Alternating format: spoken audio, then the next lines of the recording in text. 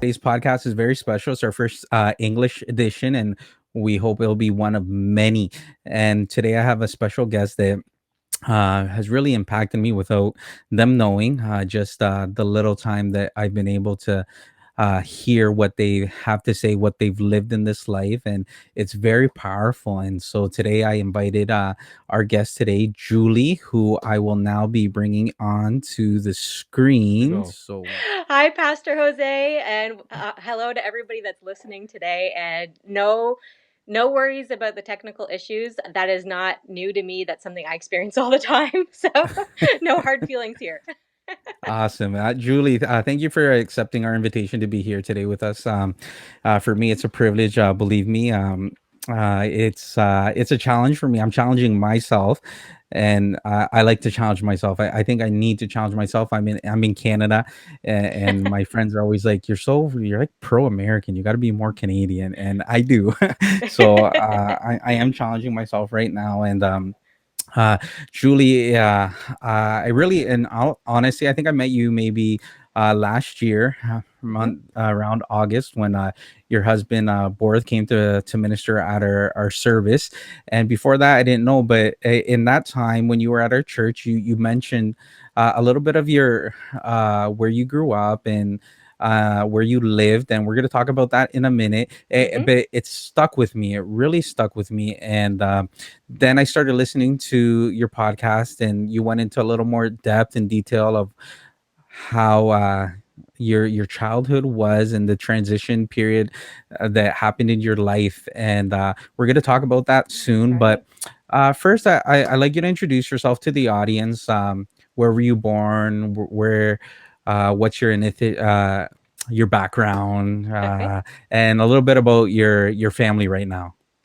All right. Well, my name is Julie Mok. I was born in a small town up north called North Bay, Ontario. But right now I reside in Hamilton, Ontario, and I've been here since my teen years. So probably I think it was about 17 when I moved here. Met my husband and had three beautiful boys together. And so we've been in Hamilton ever since. My background, Canadian. That's always a hard one for me because I'm just like, well, but my mom's parents were German, and my father's parents are like a mix of European. So I just say Canadian because that's basically what it is. Okay, so that's cool. I did not know you grew up in North Bay. Could you tell people? My audience is really composed of a lot of people from South America, from Central America, from the United States. So could you tell people where North Bay more or less is? Sure, yeah. So North Bay is about 5 hours north of Toronto, Ontario. So that's Okay. probably the biggest city that most people would be familiar with. So that's where I was born and raised for a while. But at about age 7, my family started to move a lot. And so while we went back and forth to North Bay, it wasn't so much home base anymore. Okay, so I assume there's a lot of snow up there. Oh, so much snow. That's one thing I'm glad with Hamilton. I mean, at Christmas sometimes you miss it because I feel like in Hamilton you never know if you're going to have a green Christmas or a white Christmas, as far as Mhm. the snow goes. Whereas up north you kind of always knew there was going to be snow for Christmas. But for the most part, though, I prefer less snow, less cold. Yeah, exactly. Yeah. Yeah, and North Bay up there, I've been close. I don't know if Sudbury's close up there. Yes. Yes. Very close Okay, to Sudbury. so I've been up to Sudbury before. I've been up to a few towns up there, and it's a long drive, but I do enjoy the country life. I enjoy a little more quietness and a little Scenery. Yeah. more scenery and All the a moose. little less taxes on stuff. So it is nice. So you said you were married. You have three wonderful children, and I'd like you to talk a little bit about your husband and your children, how old they were when they were born, and how'd you meet your husband? So my husband's name is Borath Mok, and his family is originally from Cambodia. So we are a mixed family, which I absolutely love because I love him, love his family, everything about them. My children right now are ages 10, and then the other two are about to be 7 and 5, and it's all boys. So it's just a house Wow. full of men, full of testosterone. Even our dog is a boy. But I can't Wow. complain. I love them all. But I met my husband here when I was 17. So when I moved to Hamilton, we actually started to attend a church in Hamilton that he was a Okay. part of. And I met him. And the first day I looked at him, I just kind of knew. I was like, this is it. This is my husband. Wow.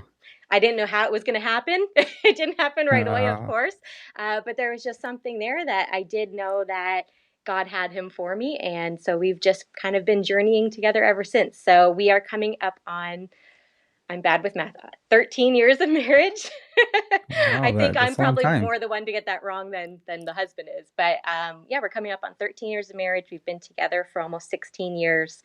And yeah, we've had a lot of life together. And how old are you? Uh, I see bad math again. I am turning 34 this year, I believe. Okay. And Boris? So he'd be turning 36. I think my math Okay. is right. But you know, when you're a mom of three boys and in quarantine together all the time, you're very sleep deprived. No, I can see that. It's curious. Something that I really admire, or someone who I really admire, is Boris. Boris I met as well during wow, when I was 17 maybe as Yeah, well. So wow, so everyone attracted to Boris when they're 17. I So I know, met eh? Something about it. so I met Borth when I was around 17, 18, around there. And I met him at a church.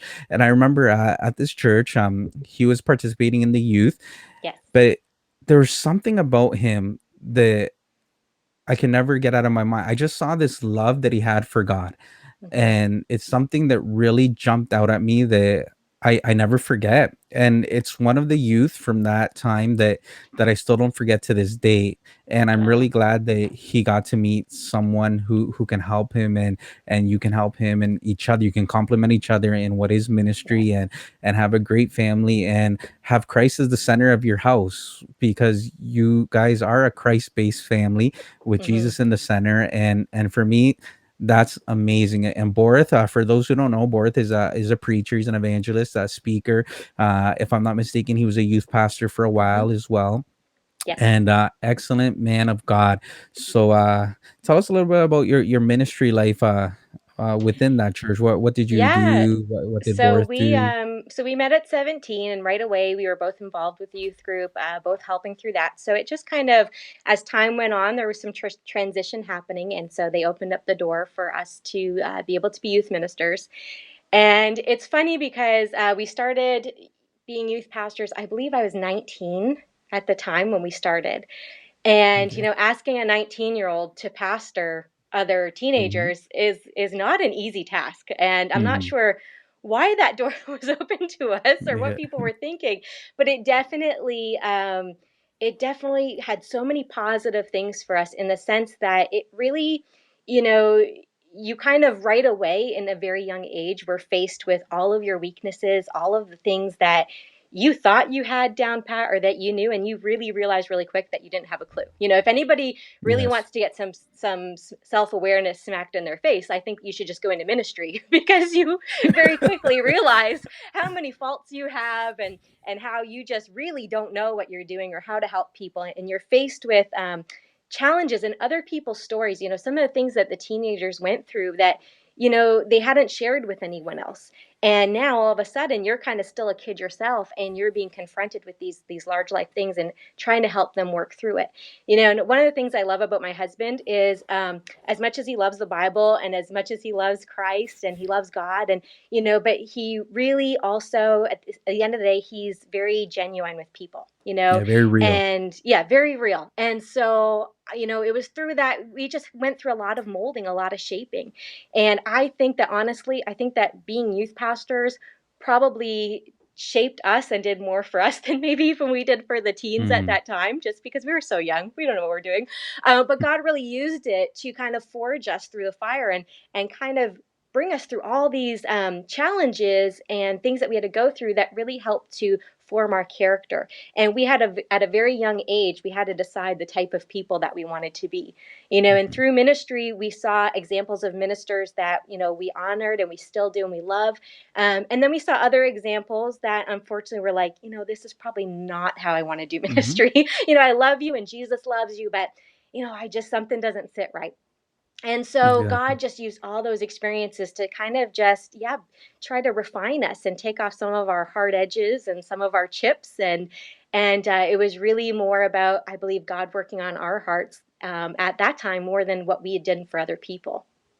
Yeah, and ministry, you're talking about that, and I'm just thinking how like how hard ministry is. Hmm. It's every like a lot of people are called, very few are chosen, and it's because it's a weight that you carry on you that Hmm. it's not easy. It's a lonely road sometimes, and one of the hardest things is dealing with so many different personalities, so many different opinions. Everyone, I want you to do this, I want you to do that, and your mind's going back and forth, but you always have to keep going and just pray to God, God, guide me, help me. Hmm. And you guys were young, and you guys are helping Yeah. other youth that you guys are youth at the same time, and you're Yeah. helping, but that matured you guys and prepared you maybe for a future ministry in a pastoral calling. And I think that that's amazing what God has done with you. But you talked about your three children, and those Hmm. three children are actually homeschooled, so Yes. they don't go to a physical school, a location in the district school board. But you and board have decided both to homeschool your children. I want you to share with us what led you to make this decision, and how has this experience been for you? That's a very funny story. I think a lot of people, when they get into homeschooling, they get into it with a lot of ideals. A lot of people get into it either because they're not happy with the education system or because they have very strong beliefs about their faith and their worldview. For us, however, there's some of those points obviously that resonate with us, but for the most part, what happened was I took my son who was going into grade 2 at the time. I took him to a indoor trampoline park in the summer because he had read a bunch of novels, a bunch of books, and so it was his big treat, his big reward. So him and mommy got to go out for a date day, and unfortunately, next thing I knew, I called my husband and I said, "Can you please call someone to watch the younger two kids because I've broken both bones in both of my legs and I'm on my way to the Oh, wow. hospital?"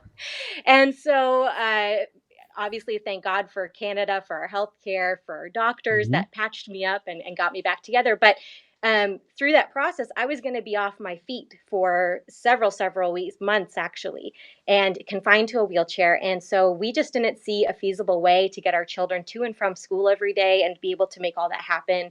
And not have the kids stressed out.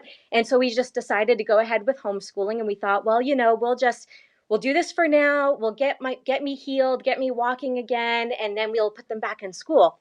But what ended up happening was by the time I really got on my feet solidly, the kids enjoyed homeschooling so much, and I realized it wasn't quite as scary as maybe I thought it was going to be. And we adjusted that. We just decided to stick with it. So every year now we take it year by year and we evaluate, but so far so good, and we're enjoying. I can see their growth. I know that we're learning, and I can see the blessing that it's been for our family too, and even with our boys, just to develop that bond and have that time with them that for as many frustrating moments you may have as a parent or in a family, I think homeschooling, we just have so much time together that we also have so many positives that it's just really, I think, just been the best choice for us. Now, it's not going to work for everyone, and I know that, and I'm not against the education system or anything like that, but it's really just been a blessing for us, and we really do enjoy it. Yeah. Awesome. Yeah. I've actually thought about homeschooling my daughter, and I actually spoke to you the time you guys went to our church, and you actually made me understand a little more of what it is. Hmm. And there's a big community in Hamilton Yes. that homeschools, so kids do get to interact with other kids, which is awesome. I just want to say hi to some people who are connected right Yeah, now. no We problem. have I'm going to take a uh quick sip of water. Go okay, ahead. we have Dennis and Andrea from Ottawa, our nation's capital. They're connected right now. Awesome. They were actually the Yeah, I day met them, at right? church. Yep, they were Yes. at Okay. church that Hi, day. everybody. So they're connected. We have our friend Deborah as well. She's connected from the nation's capital. From Wonderful. Mississauga, we have Sandra. She's part of our congregation. From Virginia, we have a couple pastors connected, Golden and Wendy, who are telling me never ask a woman for her age. Okay, I'm sorry for doing that. Sorry. We have You're forgiven. It's under Alberto. the blood. Yeah, we have Alberto Rodriguez from Rochester, New York. He says, "God bless you, my brother Calero." Man, God bless everyone who's connected today. Yes. Thank you for being part of our program. Now I want to enter into what I really wanted to talk about today because you have a very powerful testimony. I heard it on your podcast, which we're going to promote a little later, but it really touched me when I heard it. I'm thinking about today. Today's a holiday in Canada for our friends who are in the States. It's actually called it's Victoria Day. And today, 36 years ago, my family immigrated from Central America to Canada. My parents, myself, and my sister. But your story is a little different because uh, I immigrated here 36 years ago, and you actually left Canada to go somewhere else. I was Yes. very impacted by this testimony that I heard on your podcast, and I want you to take your time and tell us about this testimony, how God moved you and your family out of Canada to a very different country. Yes. Well, as I had said before, I was born in North Bay, Ontario, and I grew up till the age of 7 in a big home, in-ground pool, Olympic size in-ground pool. Our house had, I think it was something like 17 rooms, not bedrooms, but just rooms in the house. I had every toy I could ever want. We had a dog. I mean, we just had your classic Canadian dream, not American dream, because we're Canadian. But we had that classic, look on the outside of life of what you would want. And so I was about 7 years old, and a missionary from Haiti actually came to my grandfather's church at the time where we were going, and he shared with us his story of Haiti and the work that he was doing there. And yeah, the story just touched all of our hearts. So after the service, we all got in the car. Nobody really said anything to each other on the drive home. My brother was about 14 at the time. My sister was about 5 or 6 or so. And we drove home, and, we did what every Pentecostal good church going family does on Sunday afternoon. And that is your parents take a nap and the children leave the parents alone. Yeah. So my parents went and they had their weekly nap as Pentecostals, and my siblings and I started talking, and somehow it came up, and we were all just like, "Wouldn't it be amazing to go to Haiti? Don't you want to go to Haiti?" And so, under the direction, of course, the older brother who always has the best ideas, we Yeah. got every post-it note, every sticky note that we could in the house, and we wrote on them, God is telling us to sell our stuff and go to Haiti. And we had probably a pack of quite a couple hundred post-it notes. And while my parents were sleeping, we plastered the whole house with post-it notes that said, God told us to sell our stuff and move to Haiti. And so, Wow. which wasn't known to us before my parents had gone down to take their nap. I guess they had spoken to each other and kind of brought it up, but they weren't sure. They would never, my mom would never want to put us in that situation if we weren't okay with it. And so when they woke up from their nap, they just saw yellow post-it notes all over the house. We even have one on the dog saying, God told us to sell our dog and move to Haiti. Aw. There was one on the back of the toilet seat. My mom was finding post-it notes for weeks around the house. And it just confirmed that all of us felt this was what God was calling us to do. And so within about a year's time, we had sold everything and we were on our way to the country of Haiti to start a new adventure. And we got there just before my 8th birthday. And we had done 2 months at the beginning just to see how we'd all like it. And we all fell in love.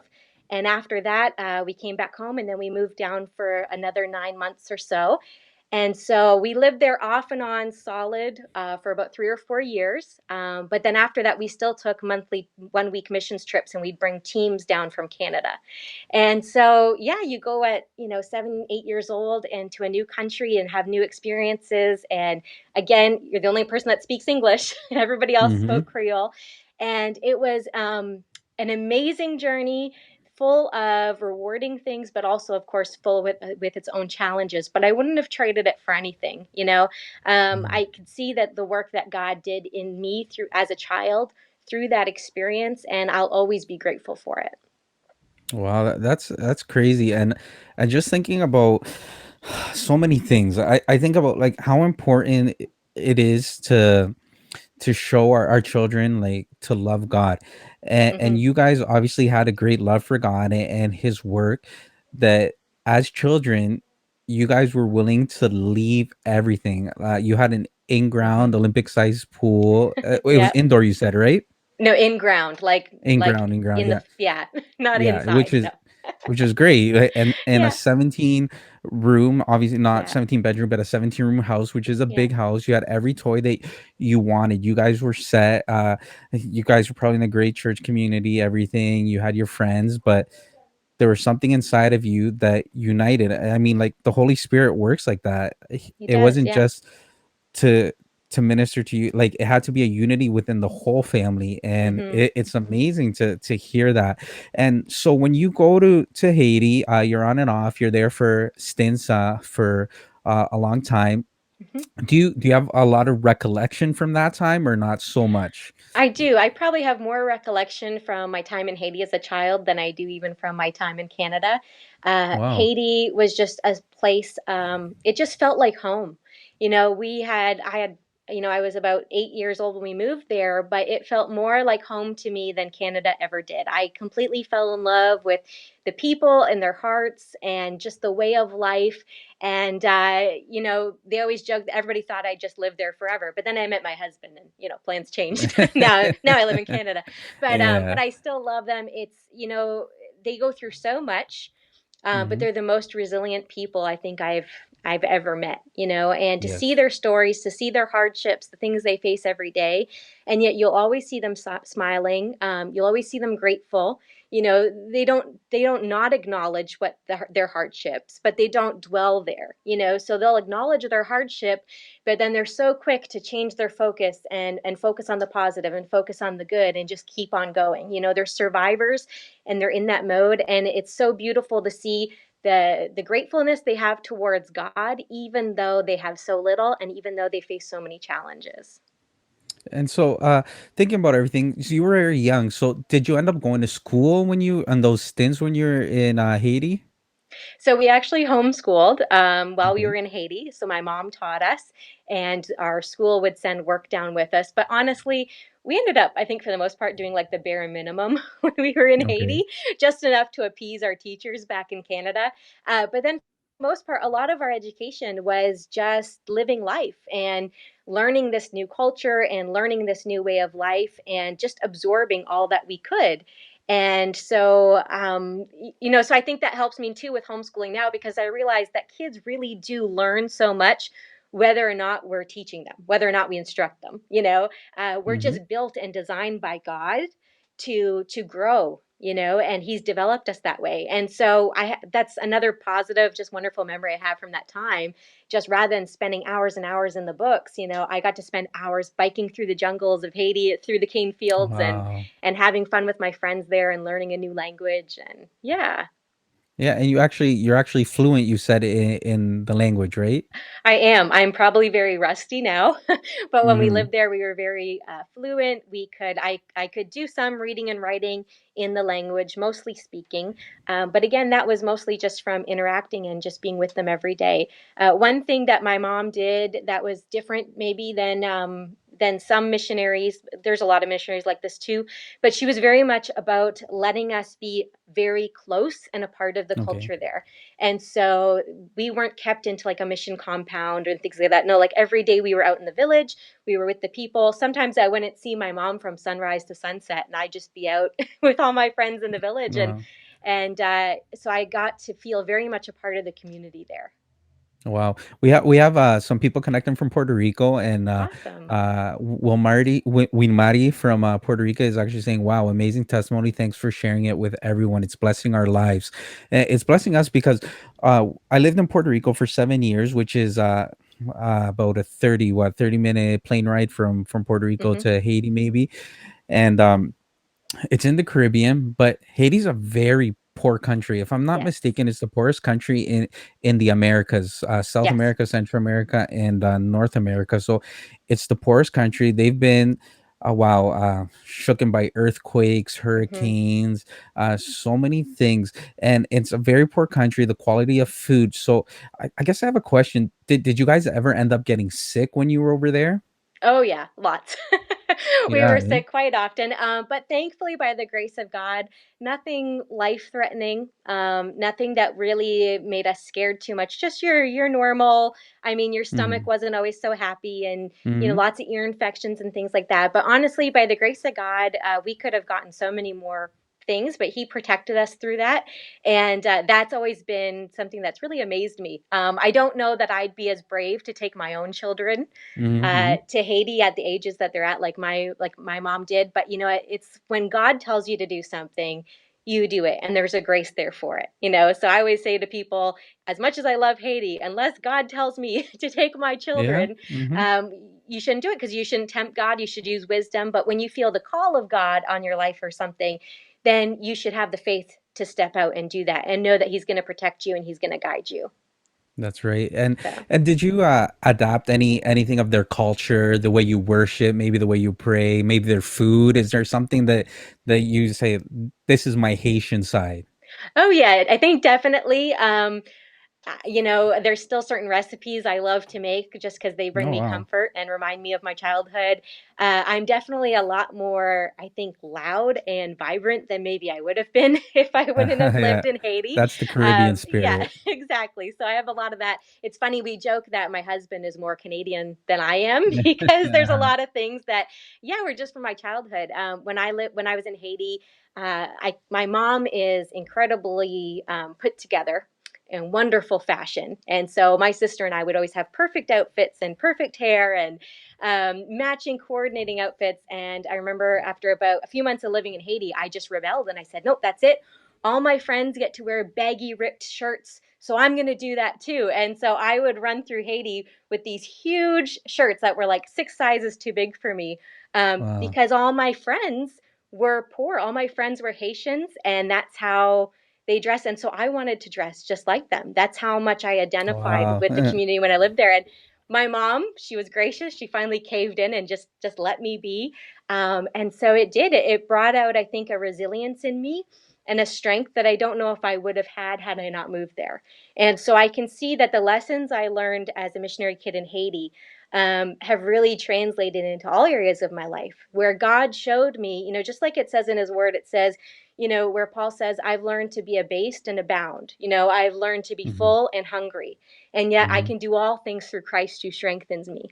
Sometimes we like to quote that verse, I can do all things through Christ who strengthens me, but we leave out the part about being full and hungry. We want Yeah. to we want to say it like as if we're just going to be champions in everything and have no hardship. But what God showed me through the Haitians was like, no, like it's about doing everything through Christ, whether it's success or struggle. You can do it through Mhm. Christ. And so that resilience I learned from them really is, I think, is what carried me through all of my life so far and what continues to propel me and keep me hopeful and keep me believing that God still has great things in store.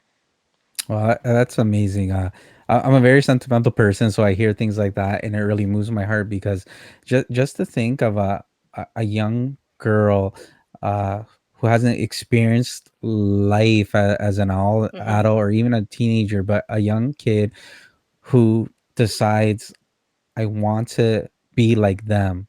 I'm Mhm. not above them. I'm the same as them. My friends have ripped clothes. I want to have ripped clothes. My Yeah. that innocence that was inside of you, Yeah. inside of you, and that really touches my heart. And I know it's touching people today who's watching. Do you still have or do you keep in contact with anyone from your I do. childhood? I thought you were going to say, do you still have ripped clothes? I do. I'm connected, thankfully, through the technology of Facebook. I have a few Wow. friends in Haiti that have access to that. And so I've been able to keep in contact with them. My brother actually and his wife still go down to Haiti and do missions trips. So I'm able to Wow. send gifts and connect with people that way as well. And yeah, so it's really nice that even though my life hasn't led down that path of full-time missions, I still have Mhm. been able to keep those relationships and those connections. Wow. I have a question here. Someone from Puerto Rico, Josue, he's asking, can you describe the worship service experience in Haiti? It is like the best party you've ever been to. You know, they are dancing and moving and loud and vibrant They're enjoying and themselves. enjoying themselves. They put on the very best clothes they have, no matter what that looks like, you know. Wow. But they put on whatever their best is. And I've asked them about that. You know, I said, well, why do you do that if you don't have very much? But to them, it's Mm-hmm. about a way of honoring God. You know, they want to show God that they're thankful, and it's a respect thing.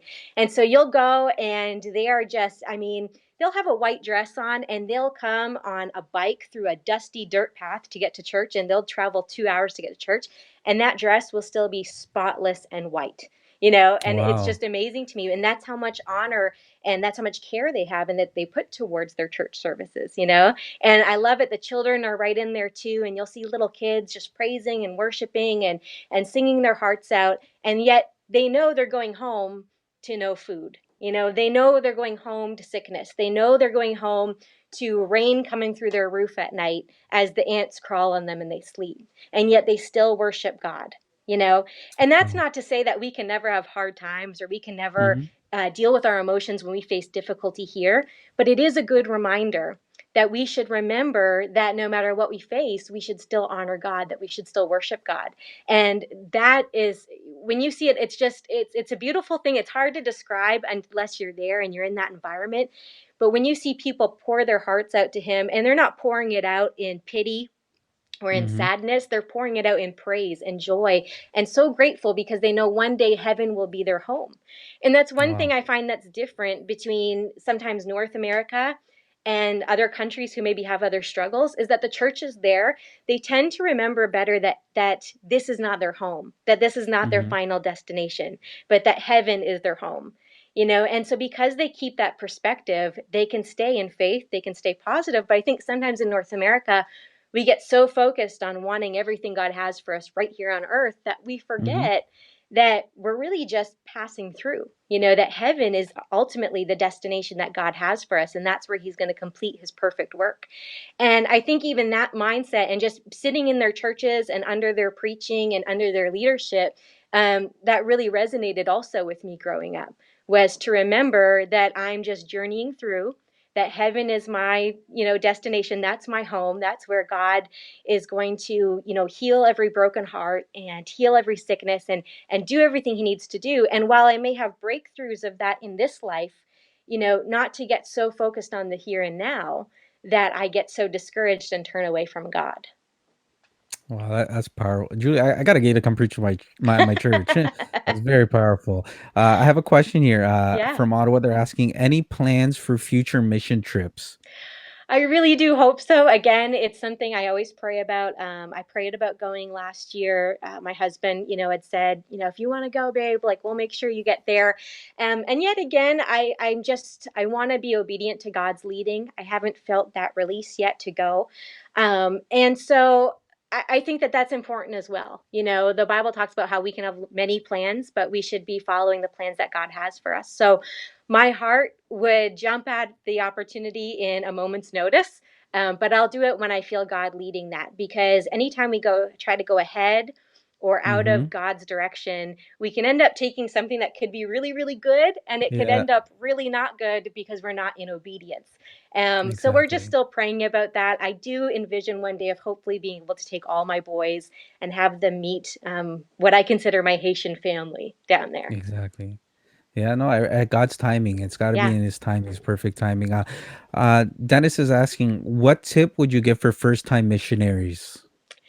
I think the tip I would give first time missionaries is to remember that the natives know their country better than you do. Mm. And they know how to do the work better than you do. Mm-hmm. And so while we can go down and help and be a blessing, we want to be very mindful not to overstep or not to go Yes. down with an attitude that's like, you know, well, I'm going to go down and do this for you because you really don't know what you're doing. You know, we want to be very Mm-hmm. Mm-hmm. mindful of that attitude. And really, what they need is resources and support. You know, one thing my family never did was we never brought down building teams or teaching teams, or teams of professions that we felt we could hire Haitian people to do. So if somebody Mm. was coming down and they were a builder, we would have them work with the Haitian builders for a week, but we would not Oh, bring a okay. whole team down to build a house and then Mm-hmm. not be able to give those jobs to the builders who know how to do it. And a lot of Oh, times they wow. know how to do it better because they know their environment, they know the The humidity, material, they know everything. Yep. materials, all that stuff, right?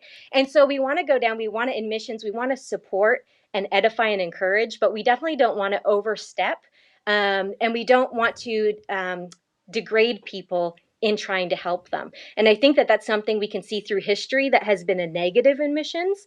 And so I think I would just say be very mindful of that. Make sure that you're going down with the heart of God. You know, the Haitian people, I mean, and I think this is every country, Mm-hmm. uh, Mm-hmm. it's not that they're not educated. It's not that they don't know what their country needs, but it's that they don't have the resources available to them. They don't have the cooperations of their governments. They don't have the funding that's needed. And so a lot of times, our work for Haiti was just to be a voice here, to Mm-hmm. get that support, to get those resources, because our Haitian pastors, they had a vision for their country. They had a Mm-hmm. better vision for their country than we could have ever had because they understood their people.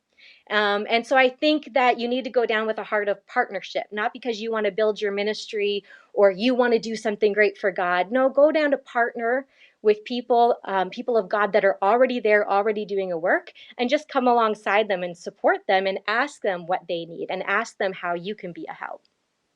Well, that's very powerful. Honestly, I learned, I absorbed what you're saying right now. One of the biggest problems we've had, and you said mistakes in missions, is that we tend to try to go to a place and put our culture on Yes. that place when we're supposed to absorb their culture. And I've learned this, I would say the hard way, because when I moved to Puerto Rico, I'm Central American, Puerto Rico's Caribbean, and I had that. I wanted to, what I learned here, I wanted to place it over there in ministry. Right. And I found out really fast that that did not work. So No. when I moved from Puerto Rico back to Canada, I try to bring what I learned over there and bring it here. And I learned, no, Jose, you need to absorb the Canadian culture. You're reaching a different culture. You need to Mm-hmm. adapt. And I think that'd be great advice for people who are interested in missions. Wherever you go, uh, you're gonna go help, but you Mm-hmm. have to adapt. You have to Yes. learn, like, they know their food, they know the culture, they know what moves, the movements and stuff like that. And Mm-hmm. I never really thought about that, about building homes, but that really helps me, because when we do decide to do another mission trip with my wife, we can use the locals there. And if we do Yes. decide to bring someone else, they can just be a helper to them. Great Mm-hmm. advice. Julie, I have a question here from St. Catherine's. Our sister Sandra is asking, were you there when the earthquake happened? I actually was pregnant with my first son when the Okay. earthquake happened. So I was working with my mom, who was in charge of and running the mission at that time. And so I was actually in North America, but my mom and my brother were on one of the first flights to Haiti once they opened the airports back up. So they Oh, went down and they saw firsthand. There was actually still tremors and aftershocks happening while they were there on their trip. And so we were very much connected at that time and working with people. But I was running more the Canadian side of things and helping and assisting in that way. awesome. And your mom is a speaker as well, a preacher. I've gone on her Facebook page. She actually has over 60,000 followers, so you can look her up. Joyce Slaughter, if I'm not mistaken. Yes, that's right. And Joyce Slaughter, 60, powerful preacher as well, woman of God. So you can look her up as well, Joyce Slaughter, on Facebook. That's great advice. We actually have someone in our church, Sister Sandra. She works for the Voice of the Martyrs, which is a Oh, okay. missionary. They sustain missionaries around the world in persecuted countries, and she has a lot of passion for missions. So hopefully you guys can connect and talk a Yeah. little about missions, which would be great. And I want people to know that. Julie, you're actually a very funny person, Well, and thank you. sometimes I read your posts and on Facebook, and I just laugh by myself. I'm like, that is so funny. And I want you guys to look for Julie on Facebook. Just look at how I spelled it up there on screen, Julie Mok. look her up. The other day I was howling, like I was here, and you're like, you put something. I'm gonna put in my words, but it said something like my phone just messaged me telling me about the health, something about health and stuff like that. And I'm reading this at 10 at night as I'm going out to pick up a large pizza. Yep. I couldn't Gotta stop keep it laughing. real. And it's true. Yeah. And I cannot stop laughing. I cannot stop laughing. And so I guess I have a question. Um, at least in Puerto Rico, what I know when I've grown up there, and here in Canada as well, in my Christian walk with Christ, I got to know Christ at 16. I'm 38. I'm almost 38 now. But Haiti is known for a lot of witchcraft. Mhm. And did you guys experience any like battles or any experiences with like the dark the darkness, I guess, The in dark that while side. you were there? Yeah. Yeah, we actually would come across many voodoo sacrifices. So they would leave dead animals on the side of the road with white markings or paint around them. And so you knew, don't touch that. Not because we were fearful of it, but if you mess with it, then they would actually come and mess with you. So there were certain Yeah. definitely things we had to learn and to be mindful of, be aware of. There was a couple times I walked in on a children's Haitian voodoo service and saw children beating each other as the rest of the Oh, kids were wow. chanting. We had experiences where we drive up on people who had been used as voodoo sacrifices, but kept alive, but barely alive, and thrown to the side of the Mm, road. So we'd pick them up, we'd get them to the hospital, and help them out. So we had a lot of those types of experiences. As far as anything, if you want to say spooky or whatever, mm, not so much that I can remember that we had. But we had a lot of great experiences. We were able to make friends with the chief voodoo priest in the village that we were working in. He was actually the okay. uncle of our pastor's wife. And, we had many conversations about God with him. And it got to the point where one day he had told us if it wasn't for his fear of people coming after him, he would have given his heart to Christ.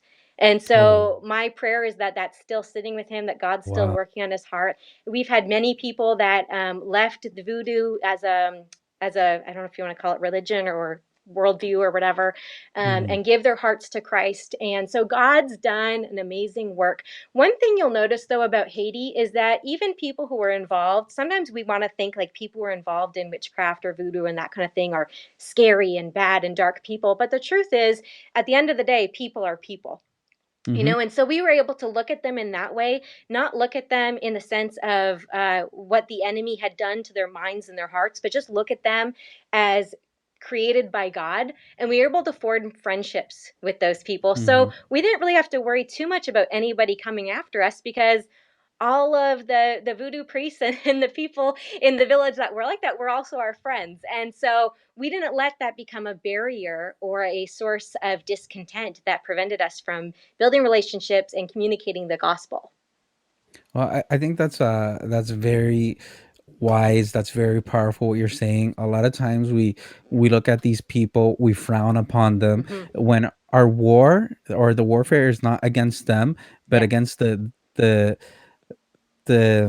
spirits that are controlling them in that. Hmm. And we need to realize that God wants to save them. Yeah. God wants to save them. And it's Yes. powerful that you guys could create that friendship and reveal the need that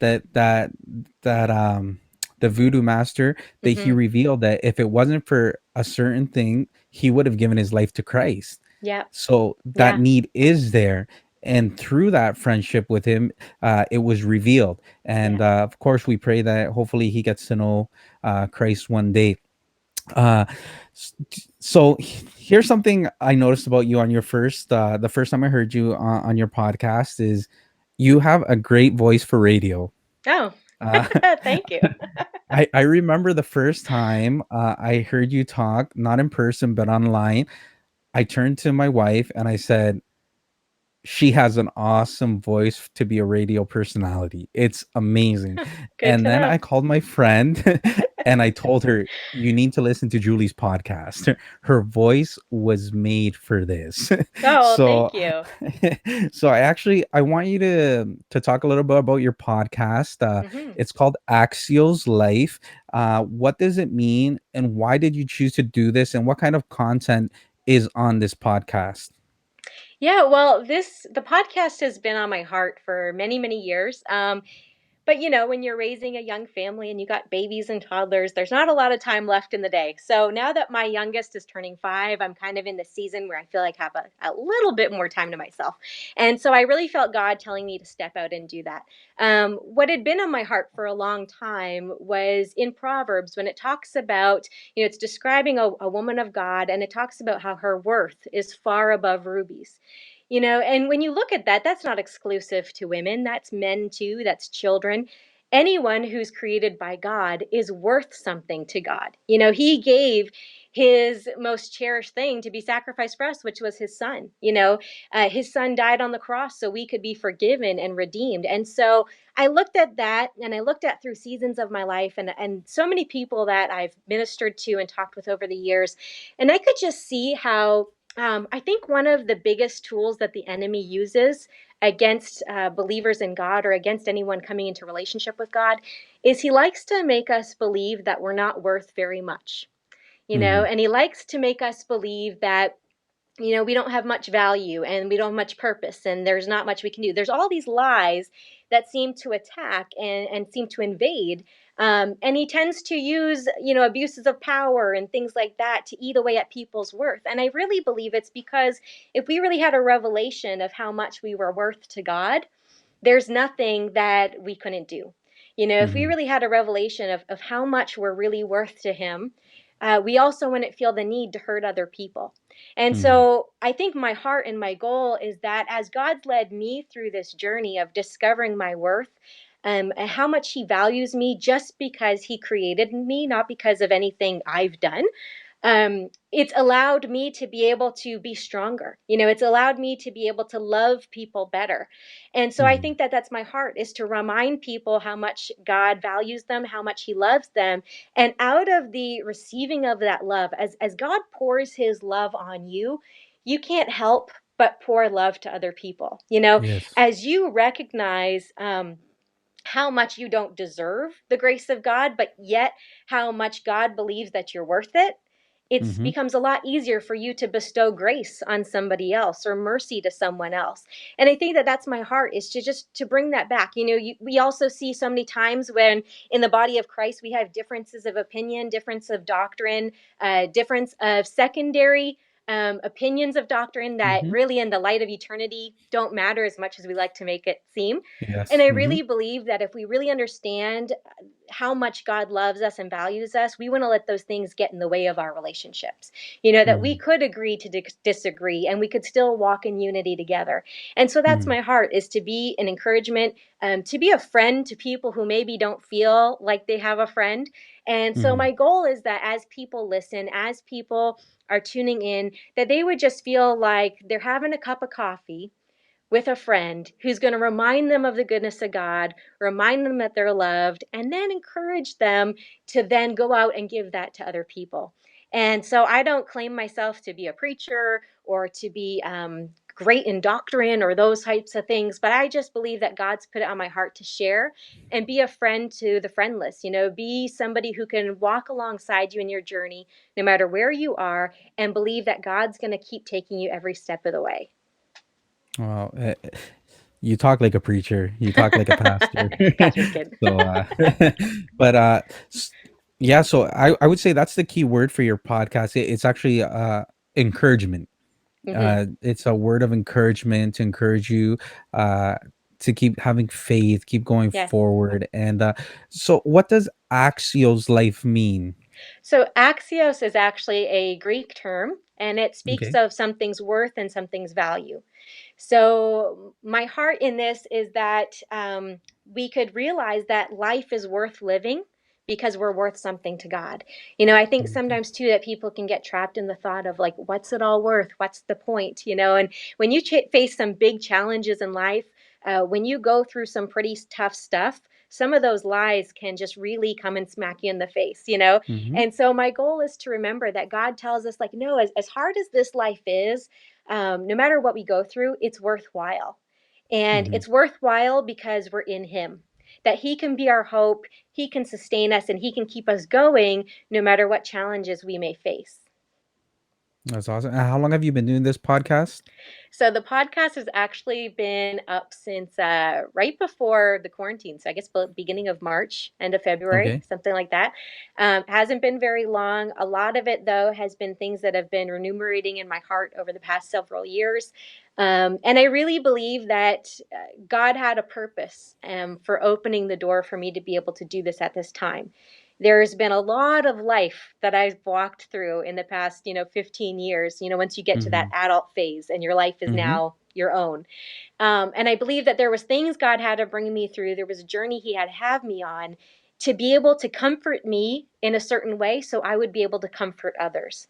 And He had to do some things in me and bring me through that journey personally so that I would actually have some experience with what I'm talking about Mhm. in Mhm. order for other people to realize and to relate to. Oh, that's awesome. And people can find your podcast on Facebook, Axios Life. You can look it up there. And Mhm. also on her website, www.axioslife.org. And Yes. hopefully, after this conversation, we can transition it and to be able to be on different podcast platforms like Apple, Spotify, which would be great so we Yes. can reach out more people. And Julie, is there anything else you want to let the audience know or say before we close off today? I think I just want to encourage people that, I think a lot of people are facing some unique challenges in the world right now, as we know Mm-hmm. everything that's going on. And my encouragement would be to you just to keep your focused on Christ. It's okay for us to have our emotions. It's okay for us to acknowledge that this is challenging, that this is difficult.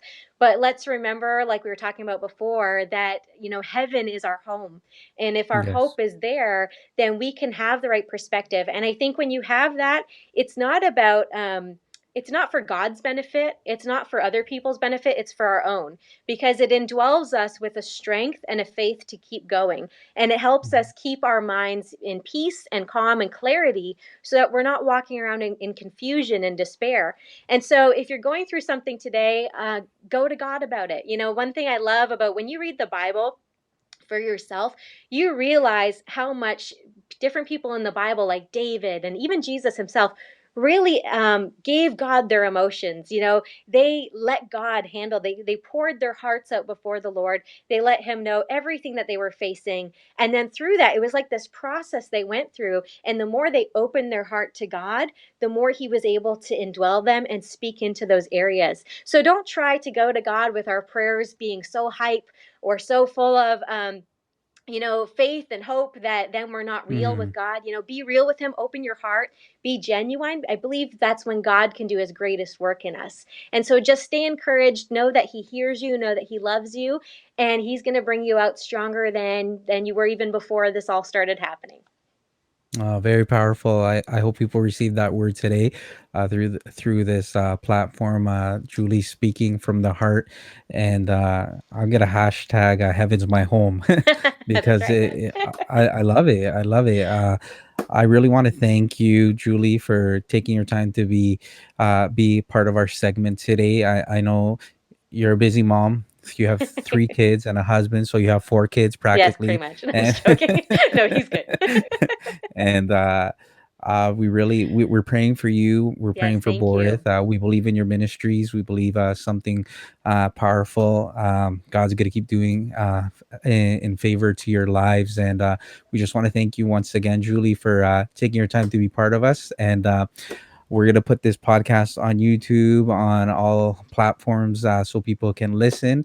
And nothing. Thanks again, Julie. Great. So, Thank you so much. and so thank you, and we'll talk soon. All right. Have a wonderful All night. right, you Okay. too.